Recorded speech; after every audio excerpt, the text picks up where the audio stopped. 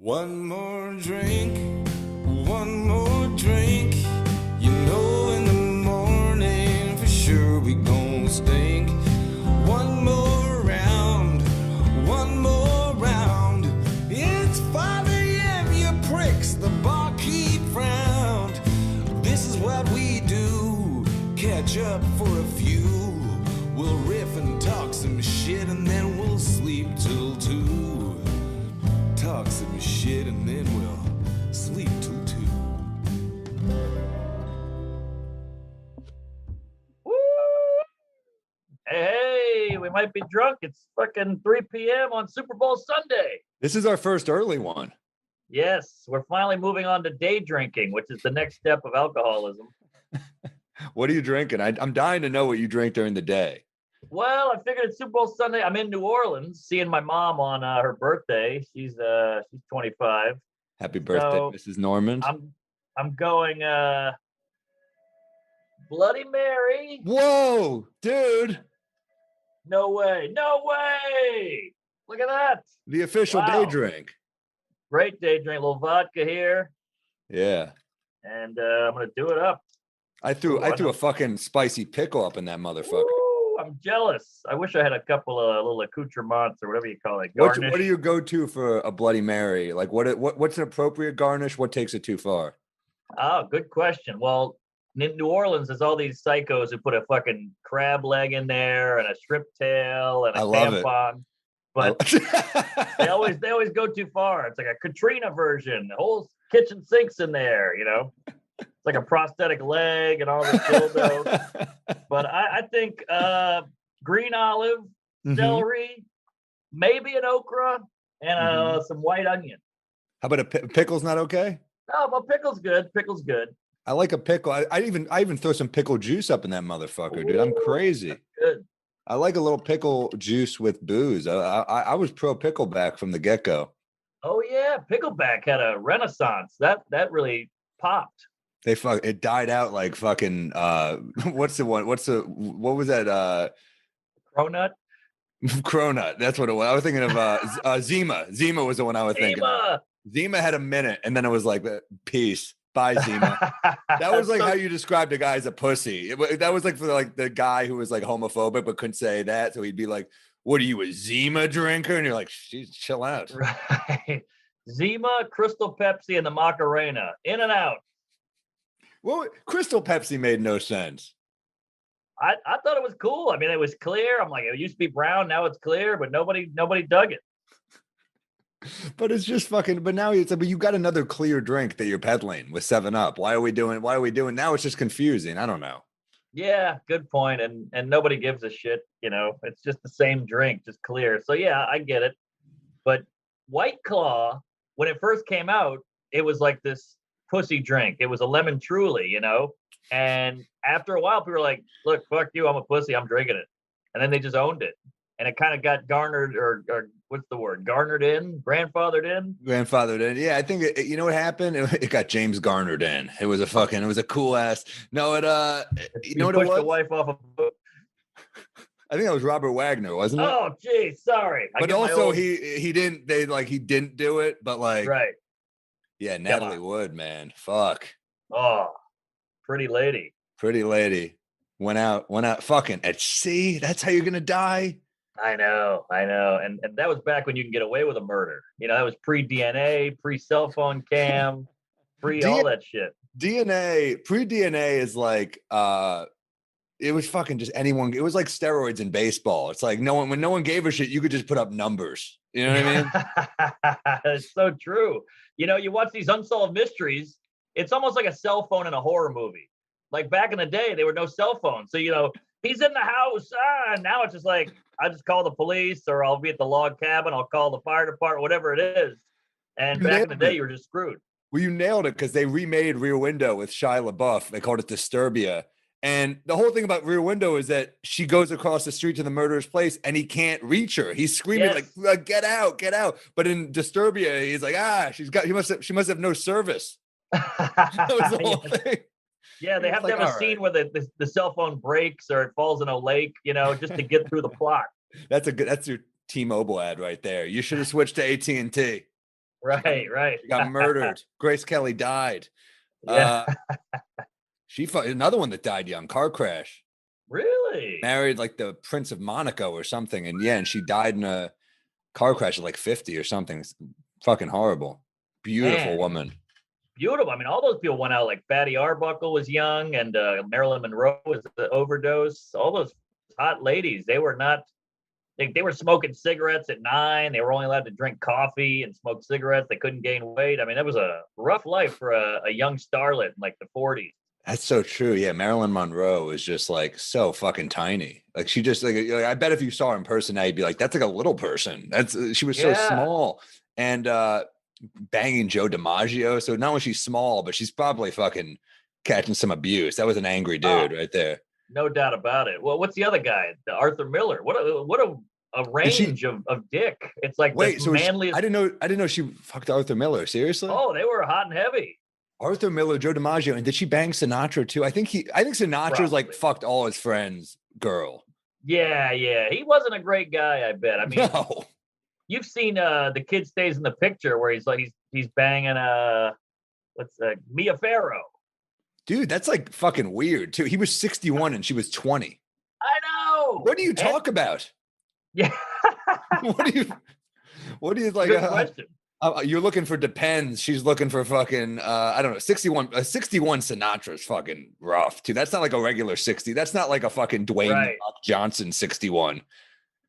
That's a vodka martini. I'm getting fucking hammered. I don't sleep and I eat ribeyes every night. 61. Yeah. That's a 2-pack a day, scotch drinking, Italian greaseball Italian Jersey guy, crooner. Yeah, you're right. That'll wear on you. Plus, nobody was eating kale back then, or doing fucking meditating or Zumba. So yeah, that's a bad. It was body. bad when Rickles was the healthy one in your group. Yeah, hockey puck.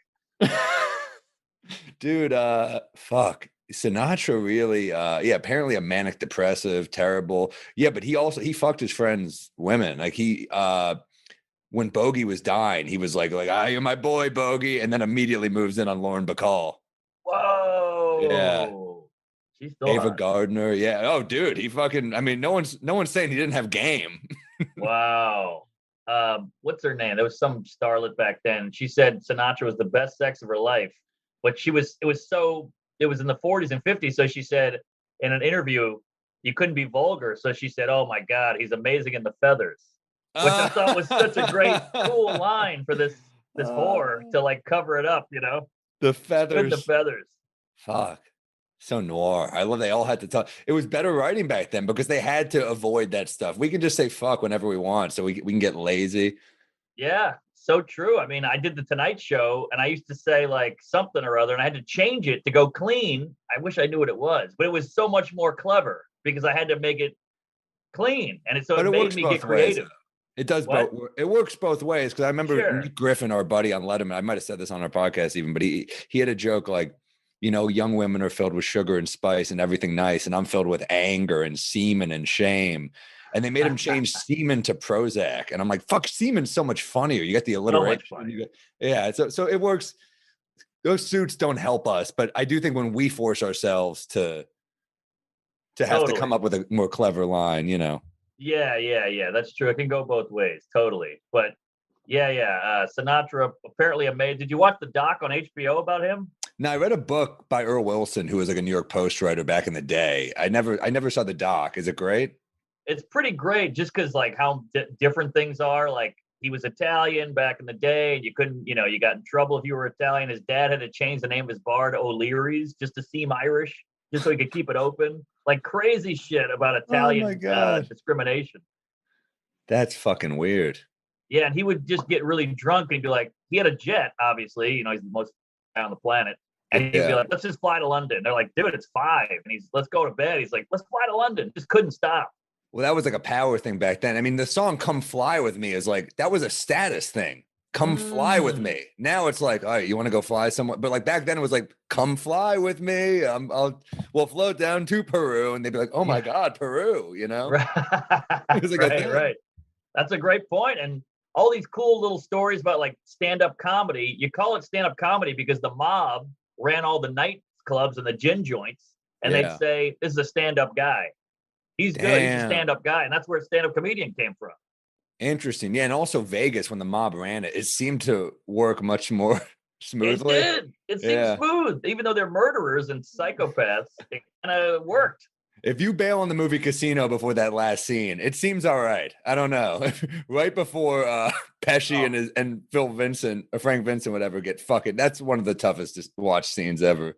Oh, when he's watching his brother get pounded, and then they throw his fat body with the tighty whities into the ditch, and they hit him with bat. Ah, God, it's too much. He's like One of the 4'3". One of the toughest scenes. Brutal, but fun movie. That's a movie you can just put on, keep on. You're making eggs in the background. You're watching Casino. They got a guy's hand in a vice. It's great. I mean, which hand do you deal with? James Woods playing the sleaziest motherfucker. Yeah. So good in that movie. Oh man, he's so. What is it? Lester Diamond. Something like that. Yeah, and Sharon Stone's just hot as fuck in that movie too. So hot. An She was amazing good actress. Yeah, so good. Yeah. That scene where she blows Pesci, she's crying on his shoulder. He's like, I know. I mean, come on. I was 14. Like, Jesus Christ, what's going on here? Yeah, Pesci's a piece of shit, but you're also like, well done, Pesci. It's one of those Yeah. weird moments where you're like, he's a bad friend, but like, I didn't expect Pesci to be pulling Sharon Stone, so I know. I give him a little bit of a nod. Right. And apparently all true story and all that based on a true story. Pretty amazing. It is weird where like mob type dudes draw the line, you know, because they're like, I mean, I'm obsessed with The Sopranos, and like, it is funny how they'll like justify shit. We're like, this is horrible, this is fucked up, but then like they'll be like, pedophile, we don't fucking do that, we just murder Right. people, and you're like, all right, but you're still like a bad dude, you know? Yeah, that isn't. I mean, prison's the same way. You know, they're all murderers and rapists, but then when a pedophile comes in, they're like, this guy's a bad apple. Yeah, that's true. It's like Madoff in prison got a lot of respect. They were like, this dude, he robbed people blind for decades, this motherfucker. And he walks in, everyone's like, I'm sure it gets old. I'm sure he preferred being in a brownstone. And I mean, it's look, I get it. I mean, it's cruel, and he's robbing people, and he's a criminal, but like, there's something badass about doing crime with a suit on and not getting your hands dirty. Exactly. I mean, if you're in there for a vehicular, like some sort of like car robbery or something, and then you meet this guy and you're like, well, this guy's the king, you know? Yes, he did it from an ivory tower while getting a BJ and rubbing a cat, you know, and these other guys are on their hands and knees under a car stealing a catalytic converter. Way cooler. You know what's crazy? He's like the peak of what a criminal can be, and it still ended horribly for him. I mean, didn't one of his kids kill himself? I mean, it was fucking bad, I think. Oh, is that right? I didn't know. I'm pretty sure one of his kids commits suicide. Oh, I mean, I'm double checking here, but also, two things. maybe I'm How wrong. perfect is the name? Isn't it weird when a name is so made off? He made off, and then you got Anthony Weiner. That's another perfect one. How great is that? That's just like a gift from the comedy gods. Did you see the Wiener doc? Oh, I saw it. Wait, that's just gay porn? Oh, the Wiener. Yeah, I've seen that. That's great. Fucking incredible, dude. Decent piece on that guy as well. Oh, I don't remember that part. Oh, Yeah, and he had kind of a good. Actually, no, I do remember a little bit because that gym underwear shot, and he's in good shape too. He's like, great. He looks like a string bean, but then you're like, oh, this dude works out. Oh yeah, he's got like the Fight Club shredded, skinny muscle. What Yeah, a waste! guy. What a waste of the V-ab, you know? Yeah. Body. I mean, he fucking pulled Huma, who was hot and Is that right? accomplished. You know, his wife is, you know, he married her. She was hot. And Oh, I thought you said Uma Thurman. no, Huma. She was like a Clinton aide. She's in the doc. She's super hot and successful and clearly put up with a lot. Yeah, to say the least. Yeah. She got that from Hillary too. She's like, we as women have to deal with a lot. And they're like, all right. I mean, he had so many chances as mayor and as a husband. And the part was so fucking funny is I saw that in the theaters in New York, and there's that scene where they have a Jon Stewart clip, and they play the clip in Borough Park where someone says something anti-Semitic, like you just show Wiener losing his shit on some Orthodox Jew, and everyone's like, "Oh, what a lunatic!" But then they shoot clip before, and some Orthodox Jew says something really fucked up about him being with an Arab. And Jon Stewart goes, I take it back. Fuck him. And it got an applause break on The Daily Show. And in the theater, it got an applause break. And you're like, damn, Jon Stewart kills so hard that he's killing in a theater. Yes. Wow. How interesting is that? That it's like, hey, he's a racist or a bigot, and then the person who calls you a bigot turns out to be bigoted. Isn't that crazy? That's human nature, we all do it. And also, that's the internet too, is like we're so quick to jump on someone who fucks up, but then it's like, okay, but we just saw where they lost their mind. Can we see what happened before? Right. Exactly. Can we challenge the play like a football game? Can we challenge this cancellation or whatever this is? Yes. But they don't want to, because they just want, as Bill Maher would say, they want the scalp on the wall. They don't actually care about the justice. They just want to get you. That's interesting. Yeah, well, I mean, but then also, if it's not too serious, they tend to move on. I mean, that's the nature of the internet too. Is like if you just ignore, they run away usually. They move on. They move on to the next shiny story. Exactly. It's interesting you say Borough Park, because I had I guess Hasidic landlord, and I'd have to go pay him in Borough. He made me go out to Borough Park, which is like 1,000,000 miles into Brooklyn. It's all Hasidic. It's all Hebrew. Everything. Yeah. Like you'd see like a Hebrew, like a guy in a Jewish outfit with the tassels and the curls, like hammering on a building. You're like, what the fuck? It's so weird to see a Jewish guy building stuff or like doing a buzzsaw, and it's just weird to see. You don't see a lot of Jewish carpentry. You're handy, man. Hey, we this guy's like laying cement with a yarmulke on. It's just fascinating. I beg to differ. We have the most famous Jewish carpenter of all time. Well, I haven't seen much of his work, to be honest. That's fair I don't know where the Jesus cabinets are. But no, I know what you mean. I used to go to I used to tutor kids in South Williamsburg, and when I'd leave late at night, I'd be like, oh, this is fucking weird late at night. Because you see a lot of shady looking characters. Right. Definitely. Yeah. So they knew right away I wasn't part of the tribe. Because I remember one time I walked in to Borough Park area and I'm lost. And I see a Jewish guy on the corner. I go, hey, man, which way is 14th Street? And he looks me up and down and goes, I don't know. And I turn, I go half a block. I hit 14th Street. I was like, that motherfucker. Wow. Yeah. It looked you up and down. There is, as a Jew, I'm a cultural Jew. I'm not a religious Jew. So I'm more of an avoidant Jew. I'm not like the type. Well, there's a type on the street. They're like, are you Jewish? And they're they're trying to get you to sign up for something. And you're just like, yeah, but I'm like a Jew who keeps to myself. I'm not trying to get on more email lists. You know what I mean?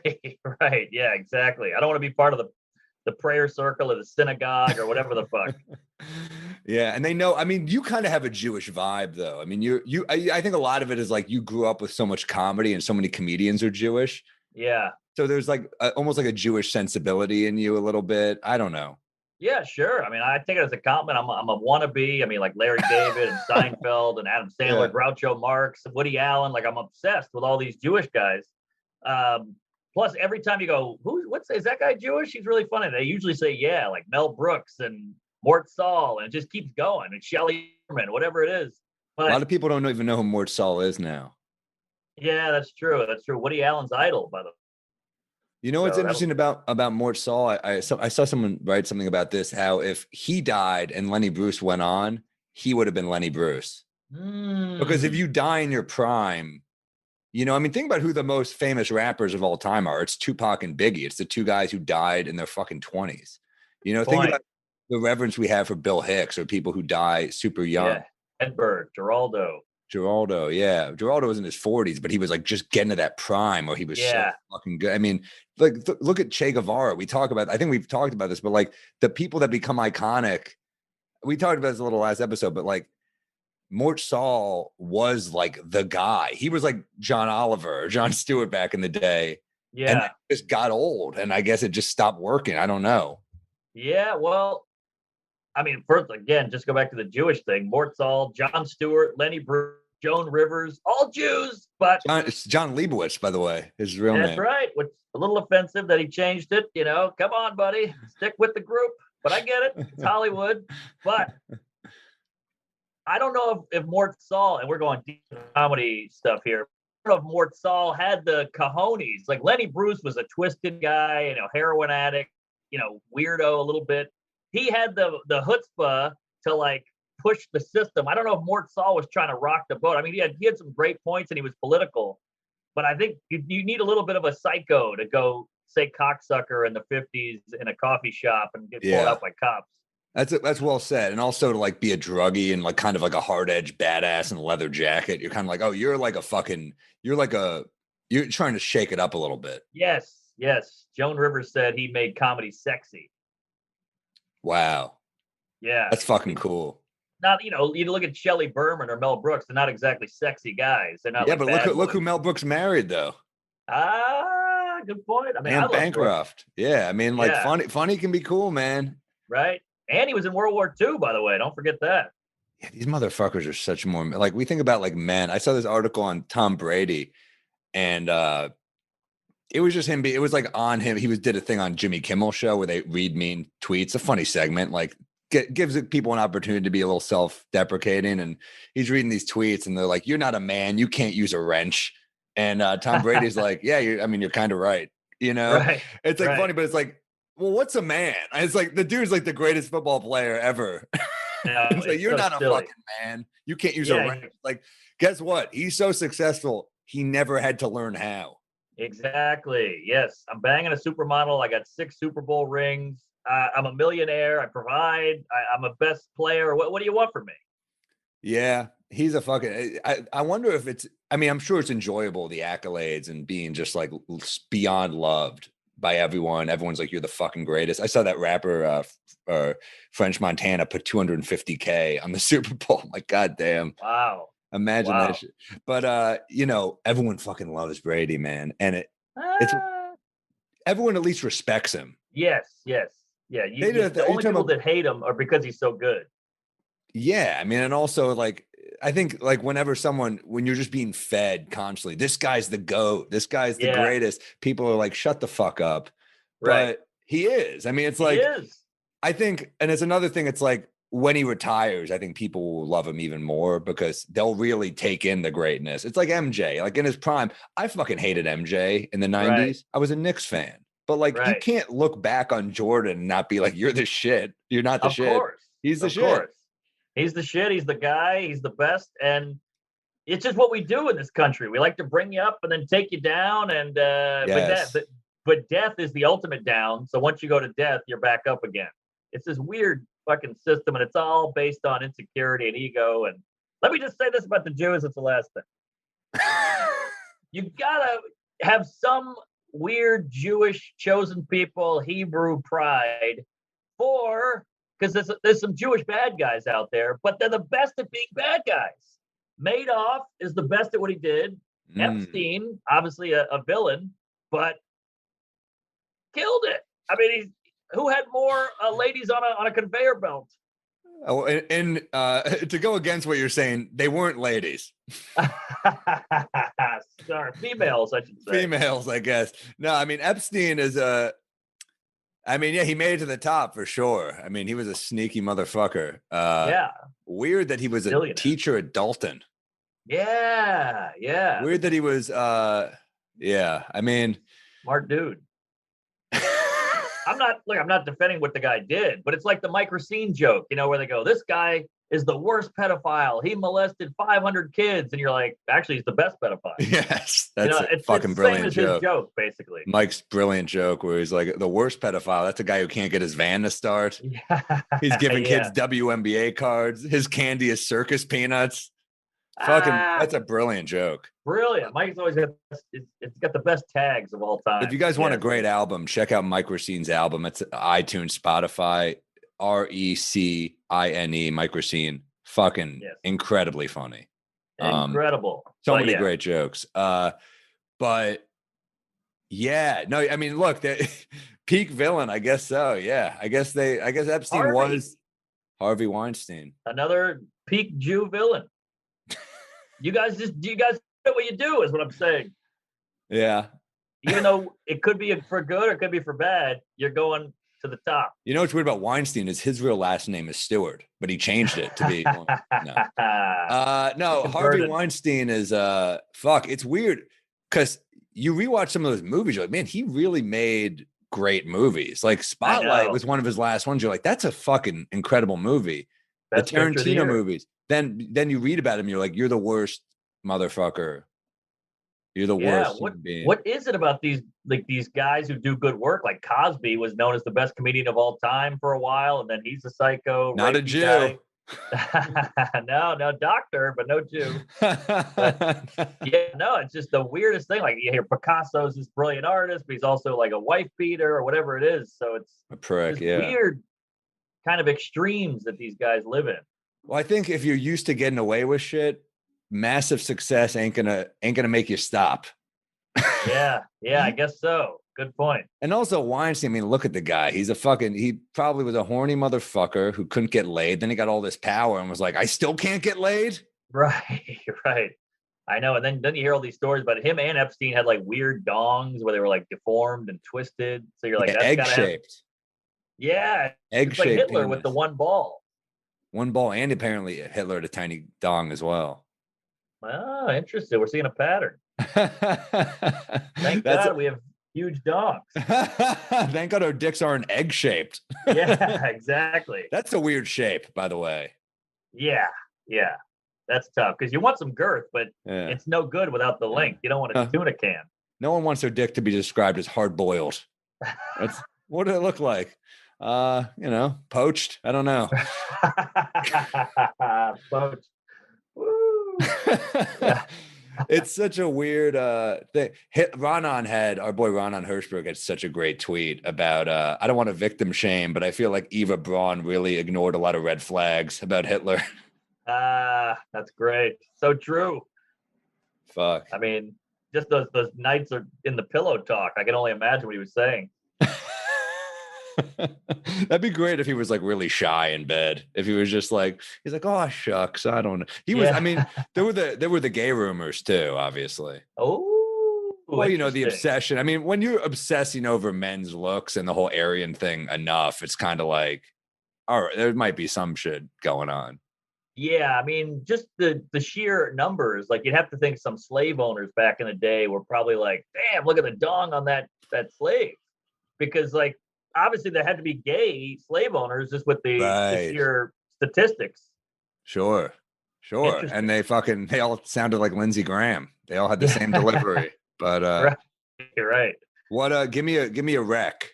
All right. I'm glad you asked there because I feel like I've been throwing out 12 documentaries a week, and I got to mix. I started one of them. I started the Operation Odessa. I'm like halfway through. I'm going to finish it tonight. I loved it. I'm all in. I love docs like that where it's just insanity. It's a great recommendation. I can't wait to finish it. It's such a cool doc because it's so over the top, but it's real. So it's not like, oh, the writers went too far. It's like, I can't believe this is all true. So it's fun. All right. So I've been recommending a lot of movies and docs and all that. So I'm mixing it up. A band I love that I don't think is getting any recognition, or at least I'm out of the music game, so maybe I'm an idiot. But Dr. Dog. I'm throwing it out there. Are they huge? Yeah, aren't they? I think they're huge. Harry, write into us. Are they not huge? Dr. Dog? They're out of Philly. Like one banger after another. They're kind of mellow, but they can the lyrics are really smart and interesting. So I'm going Dr. Dog. I put it on when I write. I put it on the car. I love it. Dr. Dog. I'm looking them up. Yeah, they're big. I don't know. Yeah. All right. They maybe not. Look, I'm not a big music guy in terms of like knowing new bands and stuff, and I know them. So that's, Okay. I've heard their stuff. They're great. They're very good. Love them. Just kind of mellow, but really, really talented musicians. Big fan of Dr. D, and I think they like this kind of mid-level career. I think feels like that's the new hotspot of famous. You don't want to be Kim K, and you don't want to be nobody. I like a nice middle ground, like a Burt Kreischer level or a Bill Burr or something like that. Arenas is your middle ground, Bill Burr. Place the garden, dude. Good point. Same with Burt. They're huge. Good point. The Segura's huge too. What are you talking about? Shit. All right. Let me dial it back. Mike Racine. That's where you want to be. No. A little bigger than Mike. No, I know somewhere between that. You're right, though. You're right about like the not having to worry about like paparazzi and having a good middle class career, which you kind of can as an entertainer now. You couldn't back in the day, I feel like, but That's true. but now it's like, yeah, you have a good, solid, financial career, but you don't have to worry about just, I don't know. I mean, there's gonna be shit at every level, I feel like. But the Sure. bigger you get, it just seems like you have a target on your back. Yeah, completely. And look, you have these high heights, and it's probably great. You reach the mountaintop, but the level of shit is also equal to the greatness. And I'm too weak. I'd rather just a nice middle shit and a middle greatness. I don't want to be Ellen. That's insane. Or Kevin Hart. I can't even imagine. That's got to be a nightmare. But you're right. With the internet, you can kind of hover and be in a nice B squad, and that's good enough for me. I don't want to be Ellen because it just looks like not real, like what she's Wow. doing. Like, I mean, her coming out and like dancing with people. And then I'm like, I know Ah. you're not a good person. Like, there's no way you're like there's no way that you're that cool. And then like every member of her staff is like, she's horrible. And it's like, Yes. so you've created this world where you're this like fun, as like, that's not a fun person. Right. Completely. We know you're not fun. I mean, I respect that she fucking is cutthroat and played the game and lesbian in the 90s sitcom, like couldn't have been easy, but like enough with this fucking ruse that you're Yeah. you're throwing out with the dancing. To me is like, no fucking comic is dancing. Exactly. Yeah. Nice people they just kind of hang back and be nice. They don't have to. It's almost like the guy who hates gays, but he's actually gay, Right. She's coming out and dancing, and you're like, you're actually a cunt. Like, but then you got what's his face? James Gandolfini is just hanging back, smoking cigars. He's giving the whole cast his pay. He's the greatest. The greatest. Keanu Reeves, another one. You never hear shit about him. Be like, oh, he's just a great dude. Great dude. Basically, any straight white man is just a great guy. And he's half Filipino, I think. That no, helps. I'm fucking around. No, I love Gandolfini so much. Ellen is like, look, I've just heard horror stories that she's not nice to her employees. And it's like, you fucking made it. You did it. You're making stupid money. You live in a probably Troy McClure type fucking floating palace that overlooks the hills or whatever. Like, You're not going to fucking be nice to people. Be fucking nice to people. I completely agree. And look, I get some of the arguments. Like, you always hear these things like J-Lo, it's in her rider. You can't look her in the eye and all that shit. You're like, wow, that's crazy. And obviously that's silly, but sometimes I understand the amount of effort and energy a person has. You can't always give that away to strangers. You got to save it for the stage or save it for the camera. No, people do take for sure where you're like, I'll say this, I fucking had to work all day, on a very fucking minor level. I had to work all day. And then we drove every night to do gigs in Jersey at the Stress Factory and that tent shows. Amazing setup. I love the Stress Factory. Great club. After the show, I'm exhausted because it's one show down, trying to recharge in the green room, and there's no one working the door there. So someone just knocks on the door. I assume it's the waiter. So I'm like, oh yeah, come in. It's fucking dudes from the show. They're like, yo, and I'm just like, oh hey man, they're like, can we do a picture? I was like, yeah, all right. It's like 8 dudes, and I'm just like, yeah. And then they're like taking forever, and I said, guys, come on, fucking. So I'm sure they could be like, he's an asshole, but I'm like, just take the fucking picture. I'm trying to relax. Right. I have to do another fucking hour 15 on the late show. I've been working all day. I drove here. I got to drive back. I'm tired. Of course. But they don't see it that way. But I don't think that it was like that with Ellen. From what I heard, I heard she did not have her staff's back. Oh, that's different. Yeah, that's fucked up. I don't know. Yeah, these are your staff. You hired them. They're working for you. You want them to like you. Yeah. That being said, you got to give. I mean, like it's. I think there's nuance to this where being a woman in the clubs in the 90s could not have been, or in the 80s even. She was a fucking she's been out for in the 80s. You were a fucking woman on the road. Like that wasn't easy. Sure. Yeah. A lot of like, hey sweetie, ass slap, paying her less. Am I gonna fuck the opener? She's the opener, she's a woman, she'll fuck. There's all that shit, I'm sure. Well, they had to deal with shit in the 80s with like, if I have a bad set, they're not booking a woman again for months. Yeah, those are the good. Yeah, it's true. No, probably right. That's got to be rough. And she did Carson, and Carson was like, they did panel. He was like, it's got to be tough being a woman. She's like, you have no idea. Wow. So that was it. Even as a kid, I saw that and I was like, really? And I like sunk in. And it's not like she's not funny. Like she is funny. She was a good comic. Great comic. So you know, but be nice. That's all I'm saying. Be nice to people. Here, here. Yeah. It's easy to be nice, and like I get it when you're like a guy. Look, I don't think I was rude to those people, but like that's a moment where I'm like, oh, they could probably tell people that I was like a little like cranky, but I'm just like, guys, I'm just like you came into my green room where I'm chilling and hiding. Right. Well, you have more self-respect because I would just do all the pictures, the hugs, the high fives, and I wouldn't want to do it, but I would do it, and then I would just wait it out, and they would leave, and I'd be like, But you did the right thing. You stood up for yourself and said, hey, this is all you. I'm getting nothing out of this, and this is one-sided. Help me out here. I'm happy to take a picture with fucking anyone. I'm shocked. It's like, we've been doing this for a long time. So you're still shocked that anyone wants to take a picture with you. You're still like, holy shit, I can't believe that means something to someone. But at the same time, like, come on, man.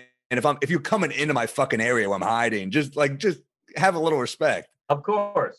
Yeah. And a little awareness, I'm trying to recharge. Now, what do you do for this one? Because I get this one a lot. I never know how to act.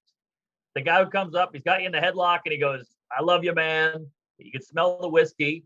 And he goes, I drove 4 hours to get here. Oh my God, thank you so much. I can't believe you did that. And then it's quiet. And he's almost kind of like, that's it? I drove 4 hours to see you and you said thanks? I'm like, well, what do you want me to do? Make you a sandwich? I don't know what to do here. You drove, I gave you a show, you leave. I mean, this is your choice.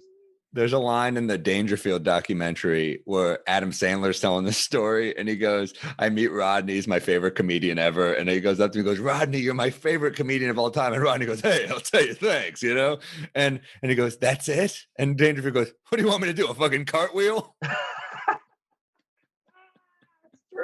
It's true. I mean, I appreciate it.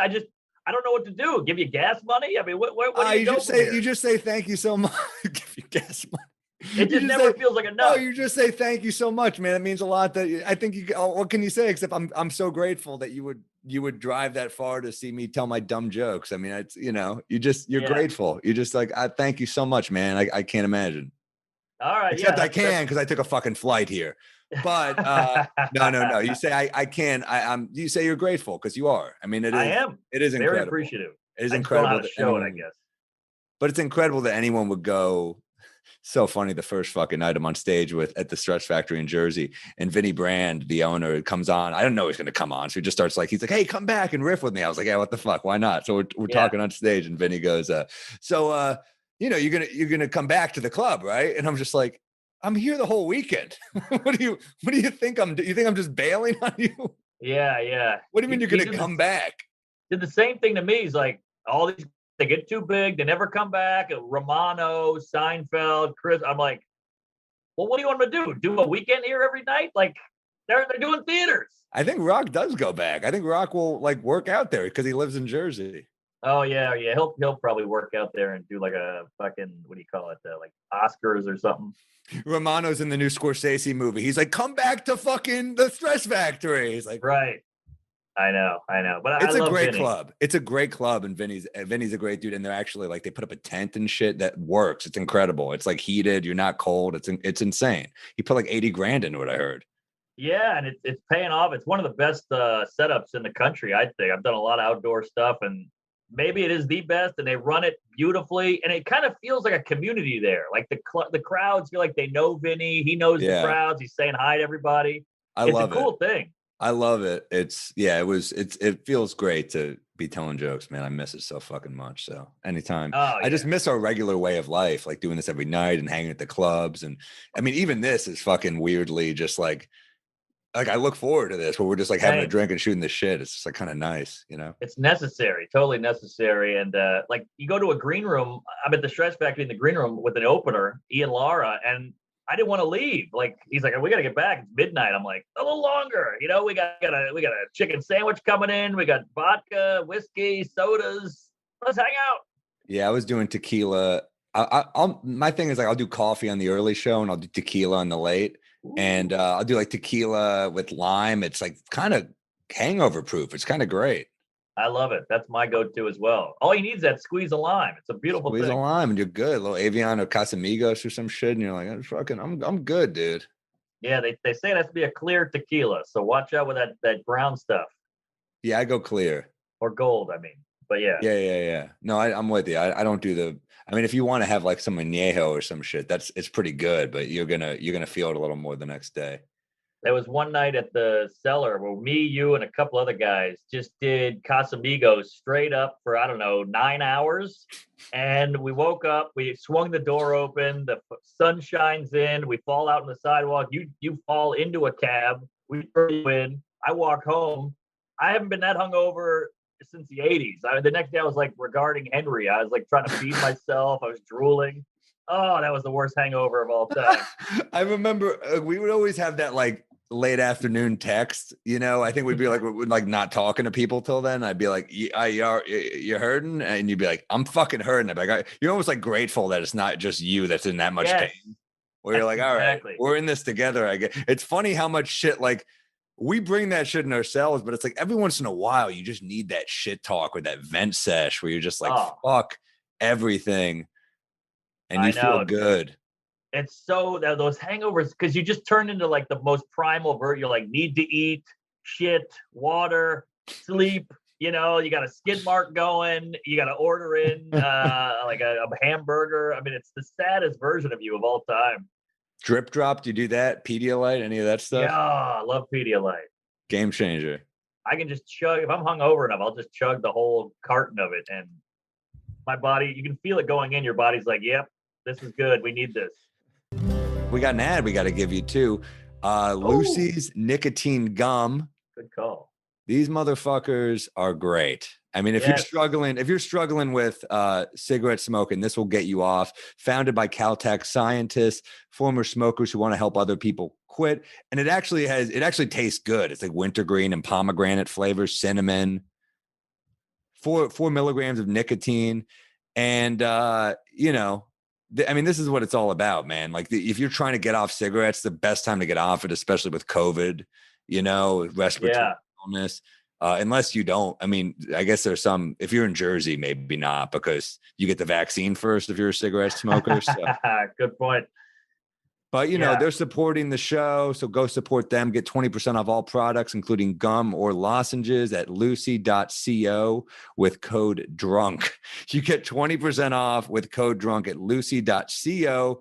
Promo code DRUNK at checkout. And here's the part the lawyers make us say, warning, this product contains nicotine derived from tobacco. Nicotine is an addictive chemical, but you already knew that. So just go get 20% off at lucy.co with code DRUNK.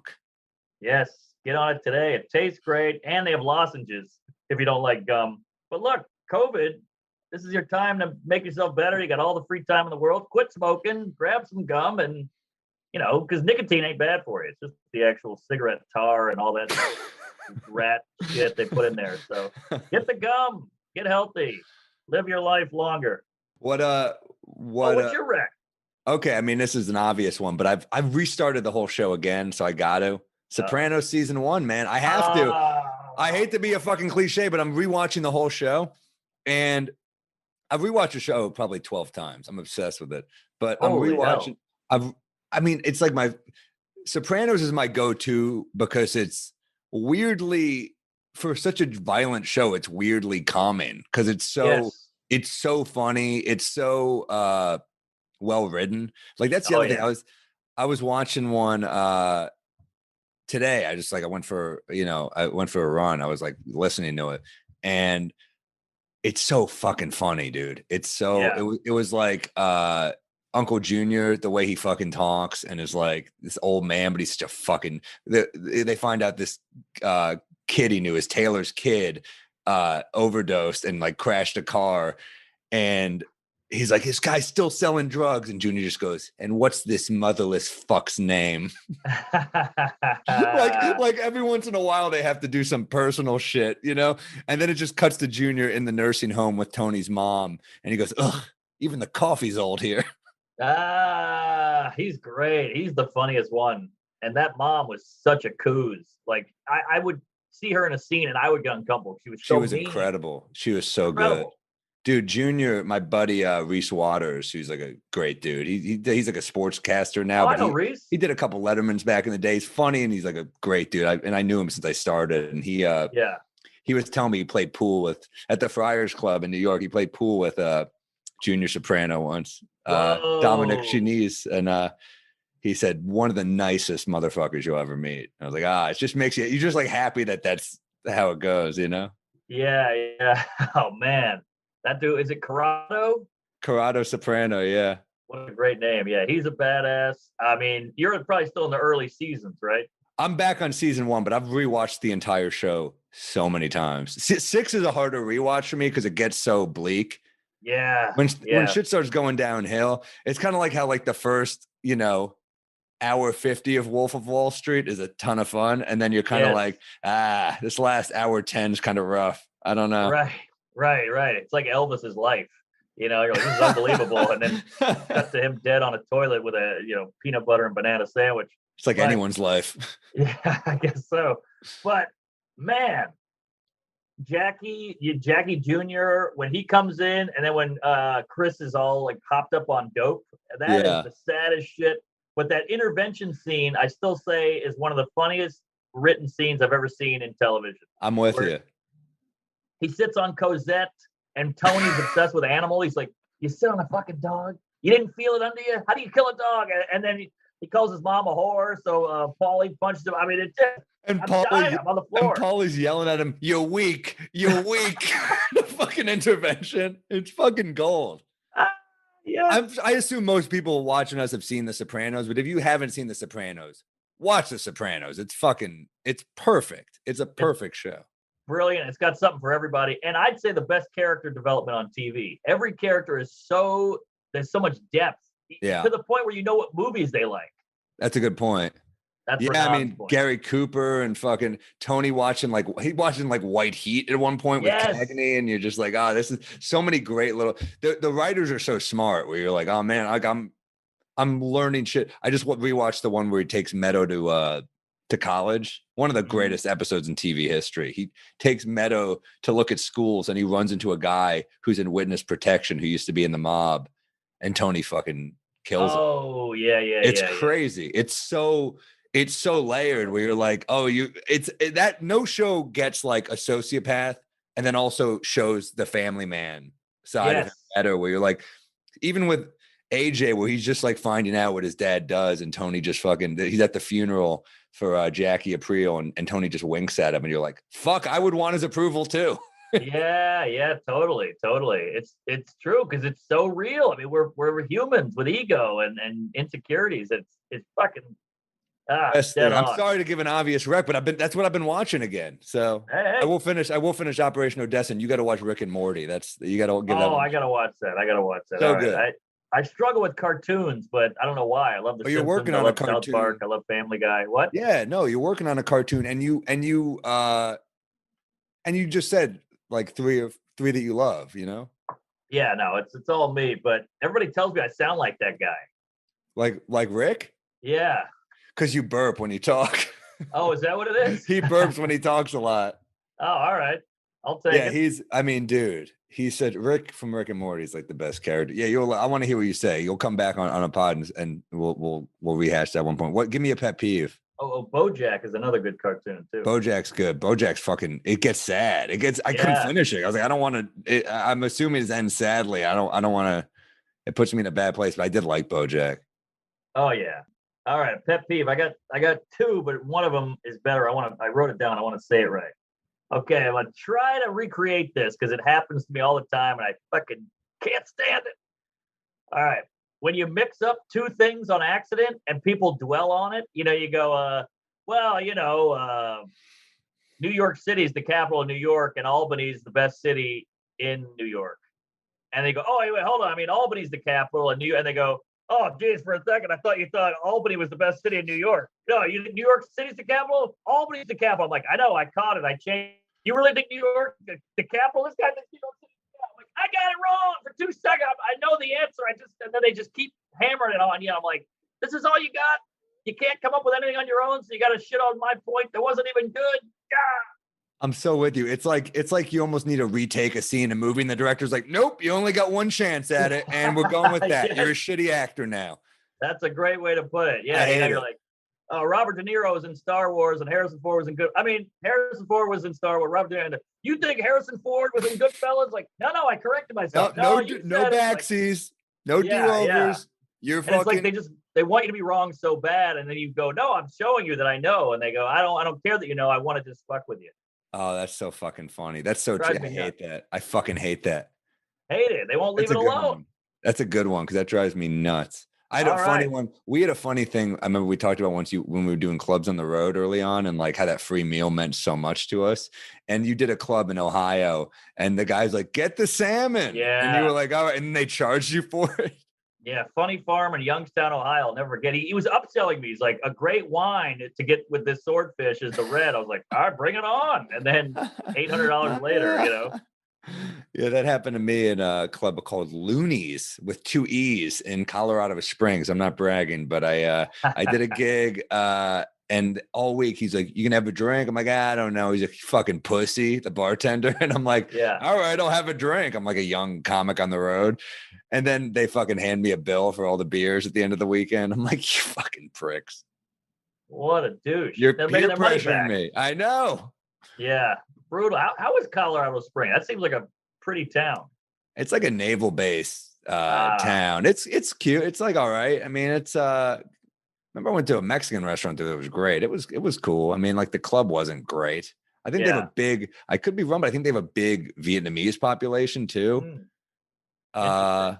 It was good. It was, I mean, the club, I think the crowds were like pretty nice. It's just the club kind of sucked. And I was a young comic on the road. I remember taking a picture. I like clubs that have all the headshots up, and it had Yeah. all, like young Lewis Black, young everyone, our boy Nick Griffin. So I took a picture of him. He's super young, black and white photo. And he goes, "Why would you fucking send this to me?" So mad. But That's so romantic to think about those guys, you know, with still some fire in their belly, you know, there's some hunger and they're going out to Colorado. These East Coast guys are like, I'm going to Colorado Springs, whatever the fuck that is. They just wanted to get up.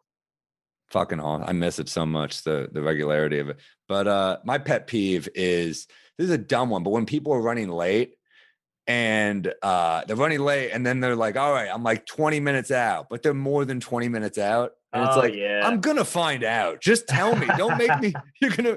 And then they're like, "Oh, it's like there's traffic." I'm like, "You're running late from running late now." Right, So, right. so I got, look, if you're late, you're late. But don't fucking lie how late, because then sometimes you're waiting for the person on the street or something. I hate that shit. It's bad news, and I've done it. I'm guilty of it. Where you go, I'm getting on the train right now, and you haven't left your house. I've done it, and I feel horrible every time. But you're right; it's a shitty move because you're gonna. The proof is in the pudding. You're gonna show up late, and then it's not gonna add up. Yeah, I'm with you, man. It's just kind of like just fucking tell me. Because I don't care that much. I try to be on time. I think punctuality is like, you realize how important that shit is as you get older Yeah. too, where you're like, yeah, you're fucking with people's time. You're Right. This is their, you don't know how busy people are, you don't know what's going on in their life. That's the other thing. Like you don't know what people are going through right now. So just be respectful. Like I talked to a friend the other day who I haven't talked to forever, and he told me this fucking horrible story about his wife. And I'm like, oh, I didn't know that. Like, you don't know what's going on in people's lives. So be fucking punctual and respectful to people, you know? Shit.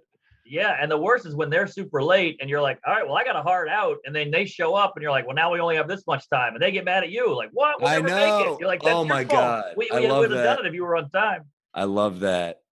When you agree to do something you don't want to do, and then they're late, and then you're like, all right, well, I still got to leave at this time. They're like, oh, come on. You're like, fuck you. Right. It's one of my favorite Todd Berry jokes when he's like, you ever have someone make plans with you and you don't really want to do it and they cancel? Oh, he's like, oh, sorry, I can't meet back up. I'm too busy dancing in the streets. Oh, fuck. That's great. You know what else I on a piggybacking on your late thing, a pet peeve. Please. I was hanging out at my friend's house because I'm back in New Orleans, so I'm seeing some old high school douches. And the guy, I'm at his parents' house, and his mom's going, "Hey, lunch is ready. Come on down." And he's going, "I'm coming." He's upset. "I'm coming." And she's like, "Okay." And then he's like still doing stuff. And she's like, "Hello, lunch." He's like, "I'm coming, Mom." It's like, "No, you're not. She's calling you. You keep saying you're going, but you're not moving." Oh, that would That drive drives me me crazy. nuts. I'm like, she's right. I'm with her. Damn. What a fucking prick. Yeah, I feel like kids do that to their parents all the He's time. living at home? Huh? Is he living at home? Oh, he's a fucking loser. Yeah, he's a drug addict guy. He's a great dude. He's cool as shit. But yeah, It he doesn't lives sound still lives that at home. cool. Yeah, I mean he's fun. He's a fun guy. He's on That's pills so and stuff. that's so a fun guy. It's so fucking funny. Well, I feel like him not coming down to lunch on time is the least of his fucking mom's worries. Yeah. Well, worry about the oxycodone or whatever he's. Oh, does he do that shit? Well, he's got all kinds. He's got like a jar of pills. Looks like mints and candy, and you're like, oh, that's a bar. That's a Xanax. That's a whatever it is, a purple football. You name it. Fun guy. It's funny. But It's funny the pills like that people take when they get. Because I've noticed a lot of like older people. When you're younger, you take like speed, coke, shit that like gives you energy and shit. But when you get older, it's all shit that slows you down, like Ambien. Yeah. Or like it's also you're like 7 p.m. I'm fucking tapping out. You know what I mean? That's so true. It's like, yeah, you go to college and everybody's doing Adderall. They're all snorting it. They're all popping it. And then, yeah, you get older and everybody's like, give me a fucking Xanax or a Klonopin. I want to conk out on this flight. Yeah, you kind of want less time as you get older, or you're at least more like you kind of know when to dip out. I think that's part of being older. Like when you're younger, you're like, I'll be up till 7 a.m. But then you're older, you're like, I'll get up at 7 a.m. Yeah. You know what I mean? Yeah. You don't want your time to coincide with that motherfucker when you're older. Yes. And you could say the same with sleep. I mean, look at kids. They never want to go to sleep. Then they want to wake up early. And as an adult, you're like, I'm dying to crash. I'm dying to sleep in. I got to get a nap in. Sleep. Yeah. Yeah. It's like weird. I was driving to the gig with Shafi. He drove our buddy Shafi Hussein. And he could see I was like exhausted. And he was like, dude, conk out for a second. And I just passed out in the car for like 5 minutes. And I felt so much better. That's a good guy right there. Some people don't like the nap car guy. I never am that guy. I always fight through it, but like, especially end of the night, because I'm like, oh, I'm going home. I'll fucking coffee up, whatever. But like pre-show, I'm like, I'm not going to have it if I don't. And that's the first time I've done it in forever, years, you know? Yeah. But no, they say like a 6 minutes of napping can really boost you like 80%. It's totally worth it. Yeah, that's wild. What do you got for news stories? Oh, yeah. Well, I was gonna throw out my Super Bowl tweet. So good. That was so relevant. All right, let me just hopefully nobody gets mad about this, but hey, fuck it. Who's getting mad? I don't know. People like who love Brady or hate COVID or whatever. Fuck that shit, dude. I know. Everybody's mad about something. They're jokes. Brady, but also like we've said, we respect the guy. Like we can't make jokes. He's the fucking greatest ever. You can't fucking make a comment. Good point. All right, here we go. Today is the Super Bowl, so it's topical. Tom Brady is the COVID of football. He's thriving in Florida. He's put up huge numbers, and some people still don't believe in him. That's a great joke. That's like a fucking perfect late night joke. Yeah, we got 700 retweets, so we're cooking. That's great. I had an idea for Brady as how I saw an interview where he was asked if he and Giselle ever have sex on game day. Huh. And he said, I would never say I wouldn't say it's never happened, but it's not the time, it's time for prep. I like that. I like the just image of Giselle trying to bang him. And he's like, not now. I'm thinking about Gronk. You know what I mean? Yeah. I got to watch game film. The other idea is like about how Brady and Giselle met on a blind date in 2006. But like, I don't like that it's called a blind date because it's like, what they look like. Yeah, right. You're both on the cover of magazines. It's not a blind date. Yeah, I mean, we've all showed up to a blind date and you're like, oh my God, she's attractive. Thank God. Imagine being like, oh my God, she's a supermodel. Yeah, like no one's going on you're like, oh, I'm going on a blind date with Kate Upton. I hope she's pretty, shit. Yeah, exactly. Hope she's got huge cans. Jesus, look at those knobs. What do you got for Wait, well, let's hear yours. Those are my ideas for the news. Okay. Super Bowl. Oh, right. All right. Yeah, that's great. And here's another quick one. This is the stupidest. Give me another. PETA wants you to stop using animal slurs like pig or chicken. And I said, PETA's getting a little squirrely. All right. There's your tweet, folks. Now we're getting done with this. Nike has unveiled their first hands-free shoes. Ooh. I said, not hands-free for the Chinese boy who sewed it up. All right, we're moving on. Not hands free for the Chinese. That's strong. Uh-huh. That's good. All right, you got a bit?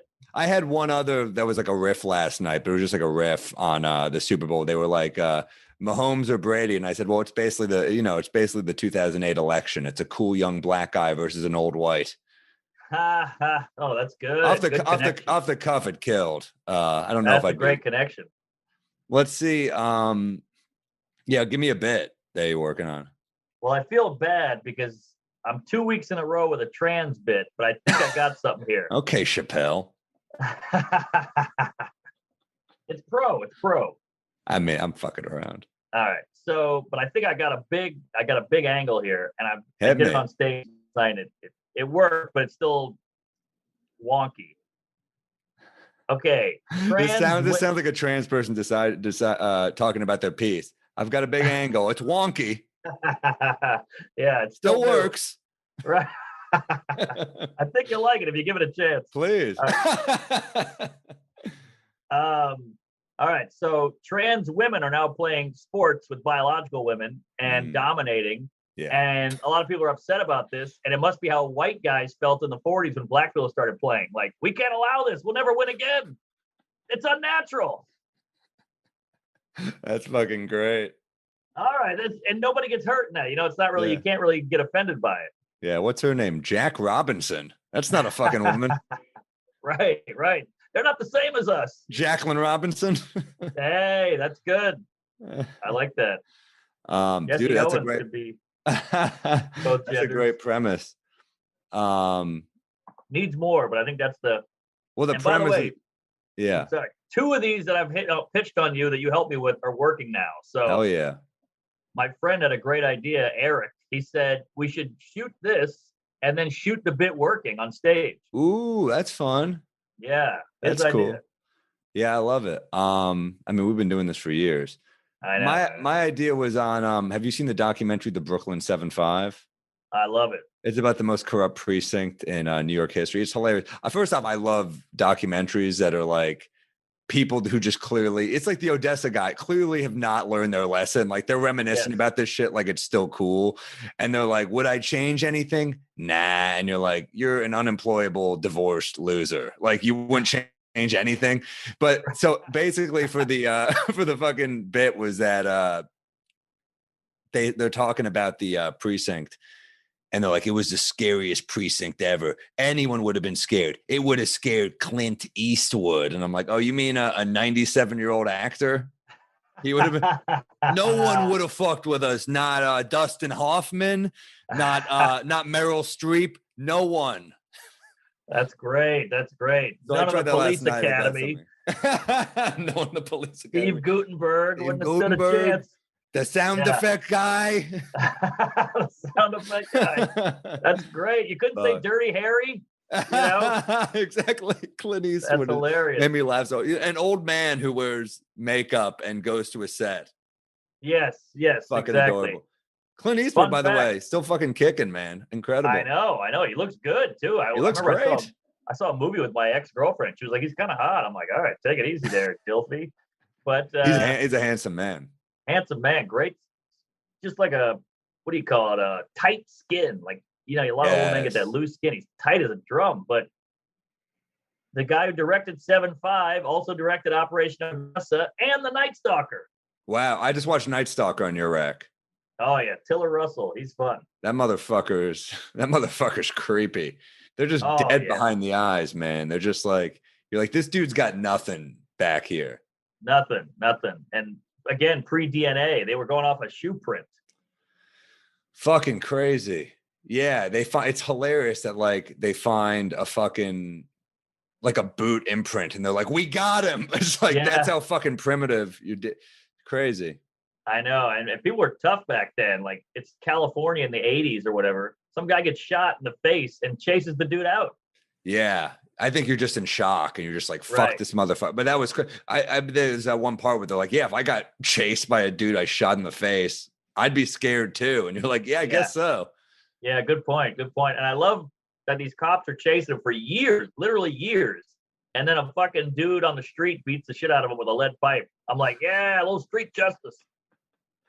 You see these kids though, it's like, we should there should be like tests for kids who would look deranged like that. Cause like you're dead behind the eyes at like 7. Yeah. There's got to Yeah. be some sort of treatment and rehab because like you can't just let that kid keep going. I know. But what are you going to do? Hey, the teacher comes on the loudspeaker. Hey, Billy Johnson, you look fucking creepy. Can you come in here? Yeah, like, how do you regulate that? You throw him in a cage. He lives like he drinks water like a guinea pig out of a bottle. And you poke him with a stick till he fucking snaps out of it. I don't know. I think we're doing it at the border. But, you know. I like that my idea is the worst idea Trump ever fucking had. I'm like, this is what we do. Right. We separate him from his parents. We put him in a cage. Exactly. No, but these kids really need like they need there's help. some. Well, and then also you're like they were saying like every fucking idea, like every bad thing that could have happened to him, but like Exactly. Isn't it kind of cool though? And this is going to sound horrible, but much like a superhero origin, you know, this guy he got hit with radiation or gamma rays and he became the Hulk. If you do the negative version of gamma rays, they will become a villain. Yeah. Does that make sense? No, I know what you mean. Like without fail, like your best case going to make them emotionally fucked. Worst case, you're creating like a fucking super villain. Yeah. Super villain and best case comedian. You know, molesting, beating, you know, all that shit. They used to keep him in a closet for a day. I mean, all kinds of shit. Or best case serial killer, worst case comedian. However, there we go. Either way, you get on Netflix.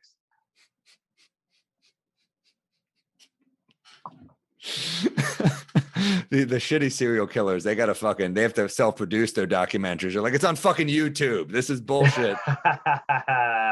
that joke of yours, I remember when I first heard it at the Fat Black sitting on the stairs. I think you were running it for a Corden. Oh yeah. That's such a great joke about the serial killers. Are there serial killers at home watching serial killers on TV going, this guy sucks? Yes. That's so good. What a great angle. They're watching pissed off like we are, like this motherfucker. I'm a way better murderer than this guy. Yeah. Right. 2 kills. I've been doing this for years. Yeah. It's fucking what a hack. I was watching that with Becky Owen and we both went, damn. Mike's the best. Such a fucking great comic. Another underrated guy. Did you do a track? You did a track on his album, right? Yeah. That took so long. I know. I was there. We both lip synced a track. I've never done this before. It was really hard. You're like, fuck, this is hard. But Mark and I both lip synced the track for Mike Vecchione's. It's for The Worst Kind of Thoughtful, his album. Yes. Incredible album. Great album. Both of his that one and Muscle Confusion. Muscle Confusion. They're both great, but I think Worst Kind of Thoughtful even took it, like, because I had that 10-minute megabus bit where you're like, fuck. Oh, that's poetry. He's a beast. By the way, not to get too 80s, but whenever something is really good, we say, oh, it's poetry. But poetry sucks. Nobody likes poetry, but yet everything's like, oh, the way he swings that golf club, it's poetry. Well, I think poetry at its best is incredible. At its worst, and that's kind of what comedy is.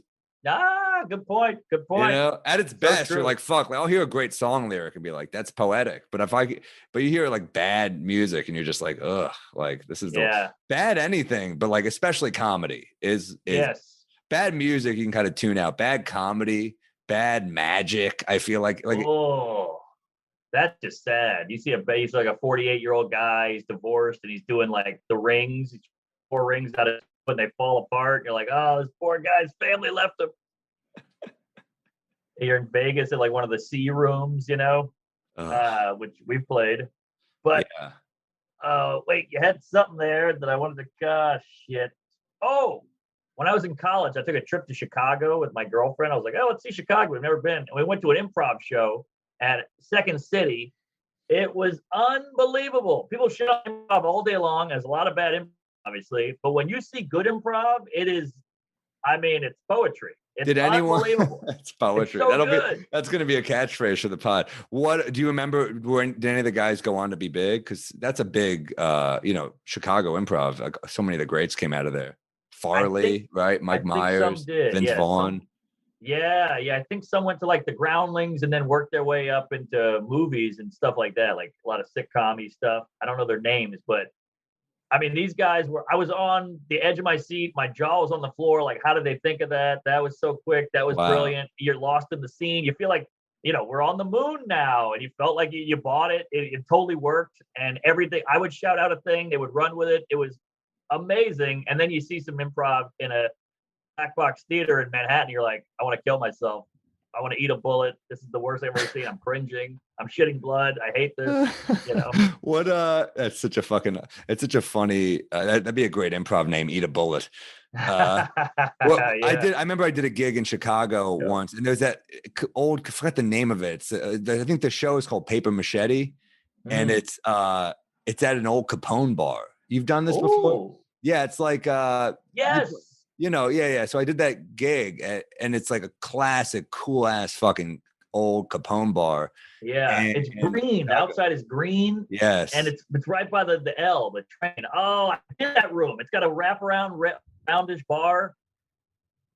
I'm looking it up right now. What it's called? The Green Damn, that Mill. place was amazing. The The Green Mill, Mill. baby. Green Yeah, Mill. Chicago. Fucking maybe that'll be our backdrop for one of these episodes. Classic. And Classic. Scott Adsit from 30 Rock did improv before my Ooh. set, and he was fucking hilarious. He was really, really Oh, good. yeah. Mine was a burlesque thing, and I was the comedy. It was so cool.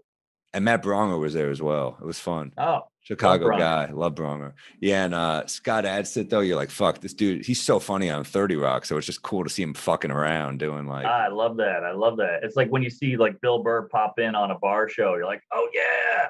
yes. We should also plug the Patreon, man. We already got almost 200 people. We just started. It's patreon.com/we might be drunk pod. And then we also have a new email. We changed the email because we changed the name of the pod. So it's now we might be drunk at gmail.com. Join the Patreon. We'll read your emails, your pet peeves, your recs, all that shit. We also got an ad we got to do. Yes. We might be drunk pod at Gmail. Sorry. POD. Thank you, Harry. We might be drunk pod at Gmail. Pet peeves, Rex, jokes, put it in the subject. We'll read it on the pod. Your drink, Rex. Maybe we'll do. I talked to someone after a show. It was in the show in Stress Factory, and someone said we should do drink. Like we should take drink Rex from that should be an episode. Like they choose what we drink. And I was like, that could be fun. I don't know. I would love that. I mean, I like trying new shit. I feel like I've had the whole range on alcohol. So if you got a new idea, throw it at us. We'll make it. And joke premises are great. One-liners. Yeah, you name it. So bring it on in. And keep listening to the pod. Give us a 5-star review. We love you guys. We're grateful for you guys. We're having fun doing this, so I'm glad that you guys are enjoying this. Subscribe on Spotify, on Apple. Watch on either on Mark or my YouTube channel. Watch our specials on YouTube. Yes. And stay safe. And we appreciate you guys. Yeah, I can't believe we both had Bloody Marys. That's perfect. I loved it. Sync. Perfect. We're because that's like a day drinker pro move right there. Yes, exactly. Get a little flavor in there, and a little sustenance. That's a vegetable, right? All right. We'll see you next week, and subscribe to the Patreon, and you get a second one. Comedy.